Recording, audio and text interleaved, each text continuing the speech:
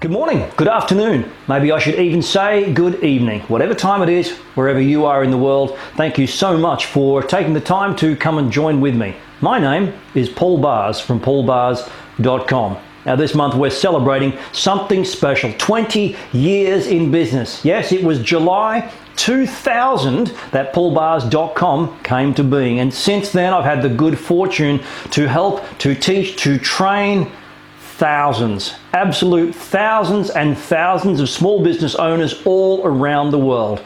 So this month's blog post, something special, 20 lessons learned from 20 years in business. Now I've got my notes here. You should have a copy of this also in the blog post. Grab your pen and paper if you'd like to add some additional comments, and let's get started with what I hope will help you just as these things have helped me. Now, number one, it's a guiding principle. It's really very simple. If somebody else can learn to do a thing, so can I. That's how I got up off the ground. That's how I started, because there was no help back then. If somebody else can learn to do a thing, so can I. And with that philosophy, from whatever it is, I know that you can take your business to new tasks. Now, here's the thing. Just because I can learn how to do it doesn't mean what? Doesn't mean I should. And that applies to you also. Just because you know how to do it, just because you can learn how to do it, doesn't mean you should do it. There are so many different reasons why sometimes it is far better just to task our services to somebody else. The next on our list, the number one task. This could be a little bit controversial. The number one task of any guru is to make money and to maintain his or her guru status. Now I'm going to leave that one there. I'm not going to make much more comment, except to say that for many, many years I walked the stages and I heard the talk both on and then off the platform. And I've spoken to the international audience as well. I know that there is a driving force behind almost every single guru, and that is to make money, and to, how do they keep doing that? Maintain their guru status. So are they really there to help? I'll leave that for you to decide before you spend your hard-earned money, but just keep that in mind. However, number four, remember this, the most important thing you can learn from any business guru is their systems, the processes that they have put into place to grow their business. That's the gold. Oh boy, it's not just what they're teaching, trust me on that one, but the gold is in how they are doing it and how they're building that tribe and building that following. It's important that you remember, systems allow you to expand, to grow and to scale your business. But the more your business grows, the less time you'll have with family as it grows. Would you give some thought to that for me, please? The more your business grows, the less time you'll have with family as it grows. I see it all too often. If I can just do this, if I can just do that, everything will be fine. And honey, I'll be able to have that time. We'll have all the money we need, and it's rubbish. So with that in mind, I want you to remember this. Values are important. Now mine are faith, family, finances. What are yours? Have you ever really given thought to what are your 3, 4, maybe top 5 values? What things drive you in moments of difficult decisions? Because values give you direction when difficult things arise. It's just the way it is. Values guide you in difficult circumstances. Let's talk a moment now about tax time. I don't know about you, but I absolutely loathe, I hate tax time. But here's my best tip right out of the box. Don't wait till tax time to prepare your paperwork. Why would you do that? A few minutes a day, an hour or two a week sure beats weeks, sometimes months of labor at the end of the year getting ready for tax time. It's an absolute cracker. And this is important. Please pay your taxes. I can probably hear crickets. I know, you're not applauding, are you? But if you don't pay them, don't find some way to minimize and then pay what is actually legally due, it will come back, it will cause problems, it will bite you in the bum, and you don't want the beast coming down on you when you're trying to grow your small business. Next on the list is know your margins. Know the difference between what it costs to produce a product and what it then sells for. Understand the difference between how much money you are actually making. Now, there's a mistake here that a lot of people make. They think it's, all right, for those who sell a tangible product, I buy it at this much, I sell it at this much, that's my margin. No, that's not your margin. How much time goes into getting it from there to there and delivering it to the customer? How much goes in wages? What other hidden costs are there? Your fixed costs for running your business every week, every month, they should be set up and divided into these product margins. You have to know your margins. Now, I had an interesting experiment this past year where I went through, looked at the margins on all of my products. This was interesting. I found by looking at all of these sort of deeper details that my most popular service was also my least profitable.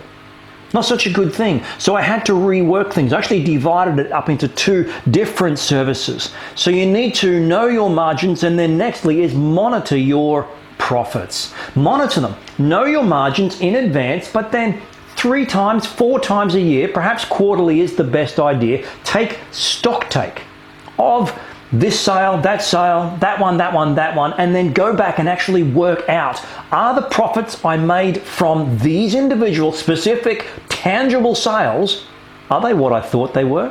Now, this applies to products or services, even digital. Whatever it is, you have to know your margins, you have to monitor your profits, and then remember this. Next on the list, remember, listen carefully, remember your value.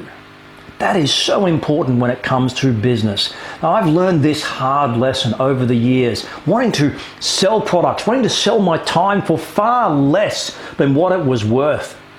And I saw a great story just the other day where I think it was back in the 20s or 30s when, shipbuilding was the boom industry of the time. And they had this beautiful new ship, but for whatever reason, it had cranked over the engines and then it just stopped and they didn't know what it was. Now, I don't necessarily think this is a true story, but it tells the truth of the matter. They brought in expert after expert who couldn't solve the problem, then brought in one fella, a master shipbuilder and engineer. He came in, he had a look around, he checked out various things. He walked up to a particular spot, got a big sledgehammer, whacked the thing 5 times and said, turn it over, and off it went. Now, when they received the invoice for this, £10,000, they went off their nana. How can you invoice us £10,000 for such a quick job? It took you 15 minutes. But on the invoice it said this: 10 minutes to view the scene and evaluate, 5 minutes to whack it with a hammer, and then it said a lifetime of experience, and there was £9,800. What are you worth? What are you really worth? You have to remember your value. It is the guiding theme of success in your business, not just out there, but in here as well. Here's my next tip. Get involved in business groups. Oh yeah, especially if you have a tangible, real world business with a shop front, you absolutely should be involved with business groups. And it doesn't have to be just the business groups for the local area or the local chamber, though they are good. But be involved with business groups within your industry whereby you are putting yourself in alliance with potential joint venture partners or customers. Now, which is better, customers or JV partners? Straight up, JV partners. You want to find ways that you can not just sell one person, but to sell to hundreds. And business groups can do that. I also want you to think about being a mentor. Both have a mentor, but also be a mentor. Now, as you grow in business, as your knowledge expands, you'll be able to share this with others, much like I'm doing with you right now. But I also do this one-on-one and in person. I want you to be able to do the same, because you can grow from having someone helping you, but you can also grow from helping others. And yes, I do that. I have someone that I meet with every single month and they help me, but I also do the same for others as well. You know what I mean. Now this next one on the list, this is interesting. Sales copy works. So simple, so short. Sales copy works. There is still a huge amount of the business world out there who think like customers, not like business people. And they go, I don't want to sell. People don't want to be sold. No, they don't. You're right. They don't want to be sold. But what they do want is for you to solve their problems and show them. Prove yourself, prove your value, prove your worth.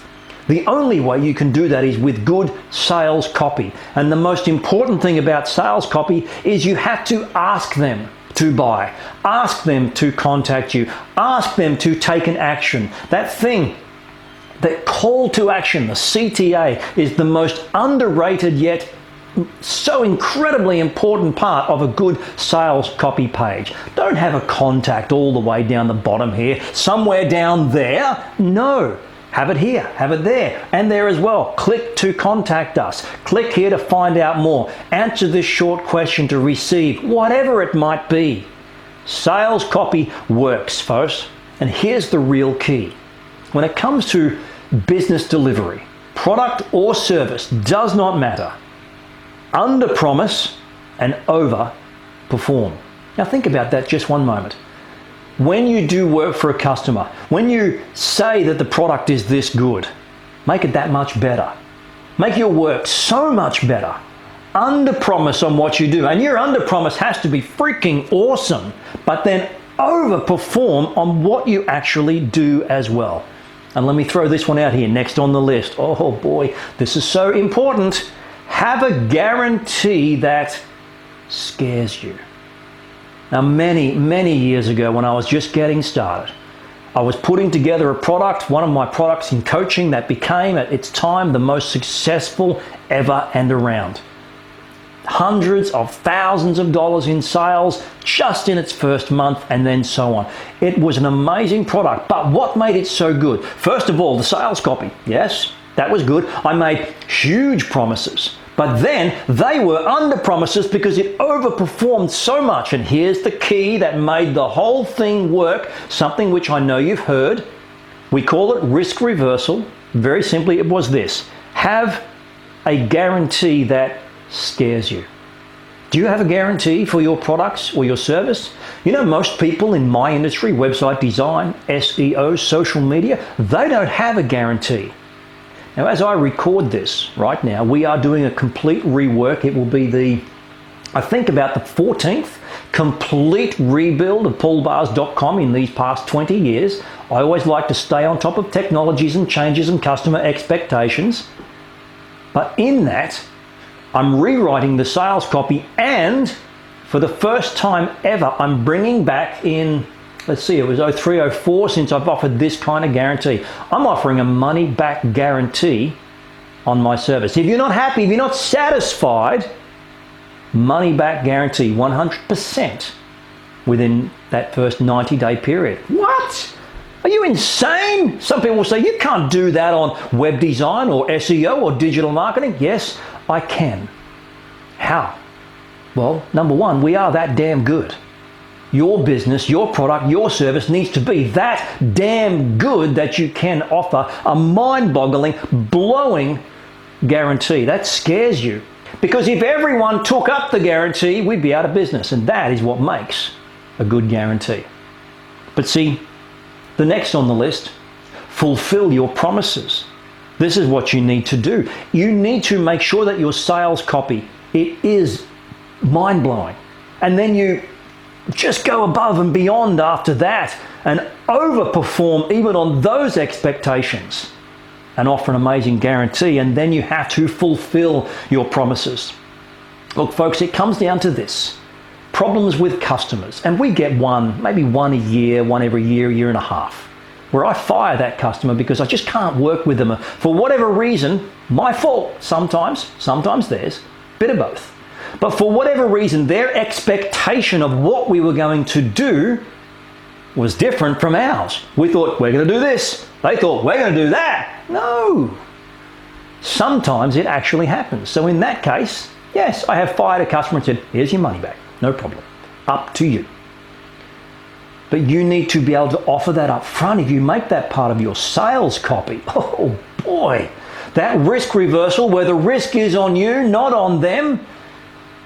Honestly, the only reason I think why you wouldn't offer an unbelievable, incredible guarantee is because your product or your service isn't as good as you say it is or as people think it should be. In which case, you need to dig in deep and fix that product or that service. Now we're talking here 20 lessons learned over 20 years in business. Here we are, number 19. I want you to automate as much as you can. Yes, that's right. Automate as much as you can. It's so important because of our time constraints. And, I was talking to someone just this morning, and I think the biggest shift, the biggest change that I have seen over these, let's just say the last 10 to 12 years even, it is simply this. It's not the technology. It's not the products. It's not the way we do things. It is the customer expectation that now no longer will they contact us the way we want to be contacted. They will contact us the way they want to contact us. Does that make sense? Do you understand that? It doesn't matter whether they're going to contact using their favorite social media channel or maybe through an email. I doubt they'll pick up the phone. They just don't do that for some businesses. Not in mine. It's an email or it's social media. They're my two main ones, but it could be which social media channel are we talking about? So you do need to automate as much as you can that wherever that message, for example, comes from, they receive an instant automatic reply. Thanks very much, we've got this, we'll get back to you as soon as we can, and then what? From there, it gets funneled into your system so it doesn't get lost and you do actually get back to them. You can automate that. Yes, the final contact, that's manual. And where necessary, always should be. But automate it as much as you can while remembering number 20, be personable and be available. Yes, it is difficult. I understand. Being available in today's business world with so many other things that we have to be doing, difficult, but be there. So what I do for my customers is I have an online calendar booking link. It's really the only way that I can serve my customers, even potential customers, best. And though it pains me, I've had to train them to use this. If you call me right now, my phone is on silent. You're not going to get me. I'm doing a video. But when I take the time to sit down, block this out and do a chunk of work for a customer as well, you're not going to get me. My phone will be on silent. So how do you get me? How do I become available and be personable? I use an online booking calendar. And my availability is in there. And it saves... can we talk then? No. What about now? Okay, that doesn't work for me. It saves all of that rigmarole. It's actually so much faster. Just got off the phone with a prospective new customer coming on board. Thank you so much for that. She'll know who I'm talking about. And what'll happen is I then just said to my VA, okay, can you now set these systems up? And that will automate things. But when the real thing comes, I'm on the phone with her and I become personable. And that is so important in today's business world. It's not just about bots. It's not just about how can we communicate as a computer. No, I hate having bots. But I saw one the other day which was beautiful. And what this one said, hi, I'm Roger Bot. Some of you will know who I'm talking about. I'm Roger Bot and I'm here to help you. I can answer a limited number of questions or I can get someone real. Which would you like to do? Hey, Roger Bot, let's talk. So I followed through to see what the bot could do, but I knew it was a bot. A bot pretending to be a person is stupid. Don't do that in your business. That's not personable. So they are my top 20 lessons learned from 20 years in business. That was the promise. How about I overperform? I got 3 more absolute gems. Let's have a look at them. Now I'm leaving maybe the best for last, but these are so important. This is sales. Think about this. Know your top 10, know your top 20, know your top 100. Now, what do you think I'm talking about when I say that? I'm talking sales. who are in your area, in your business, in your potential marketplace, who do you think, who could be your top 10 potential customers? Now, I want you to think back into what you've done already in maybe this last year or two. Who were the best customers that you had? What did they do for you? What did you do for them? The profit margins that were made? What made it so worthwhile? Are there any other people, any other companies, any other businesses out there just like them? I'll bet there are. They could be your top 10. How about top 20? Spend the time, invest it, do some research, come up with a top 100. Oh boy, imagine if just 10% of them, imagine if half of them became your customers in the next 2 to 5 years. I want you to come up with a list. Start with 10, then go to 20, then eventually 100 of potential customers who will just be gold for you. Absolute gold, platinum level membership kind of thing. Who might they be? I want you to find out who they are and then figure out a way to actually go and contact them. And I may go deeper into this in another video, but for now, it's just food for thought. Now, bonus number 2. I'm giving you 3. Bonus number 2. Find customers and find a way to sell them in bunches like bananas. Now, that's a phrase that came to me back in the 90s, literally when I was getting started, from Tommy Hopkins, world's #1 real estate salesperson. Find ways to sell them in bunches in bananas. So not only was he incredible in sales, but then became one of the world's #1 sales trainers. That's a great way to sell them in bunches, like bananas, don't you think? Why would you just sell to one customer when you can sell to a whole bunch of them? I wonder if there is any way in your business that you could do that. Now let me just give you one example of how I can do that in my business. I am business to business. So I sell to businesses, and that's how we make our living, doing things that way. Are there any businesses out there that also sell B2B, business to business? Well, yes. There's a lot of them. HR resources, accountants, bookkeepers. So many of them. What if I could set up joint ventures with them? What if I made a top 10, top 20, top 100 potential joint venture partners in my region? Oh boy. And I started doing some work for them. Well, I do this. And I know it works because I'm looking to then not just sell to them, but to their audience. I'm actually helping them to reach their audience. I want you to look at ways you can do the same. And then number 3 in this bonus list, over delivering. This is my absolute #1 best tip ever. Listen carefully. If you've made it this far, you deserve to get this. It is simply this. Spend less money than you make. I know that's simple. I know when you think about it, you know, what? Sure. But think about this. We've just gone through COVID-19. Matter of fact, we're kind of still in the middle of it. It keeps changing, doesn't it?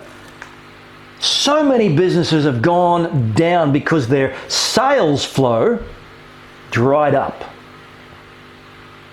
but their expenses didn't. They were overcapitalized and the income stopped. Now that happens, I understand, in a pandemic. It's a difficult thing, a difficult situation. But it happens also in the chain of normal trading. That I don't understand. Why would you spend consistently more money borrowing from the bank when there's no guarantee? And there is no guarantee you'll always be able to pay it back. So spend less money than you make. And that's my #1 tip for and from 20 lessons learned in 20 years in business. Look, thank you so much. Thank you so much for taking the time to join with me to watch this. I hope you've learned from this. Go back over it, look at the infographic, look at the transcript, take some notes. Which of these, I want you to find at least 3 that you can apply into your business this week.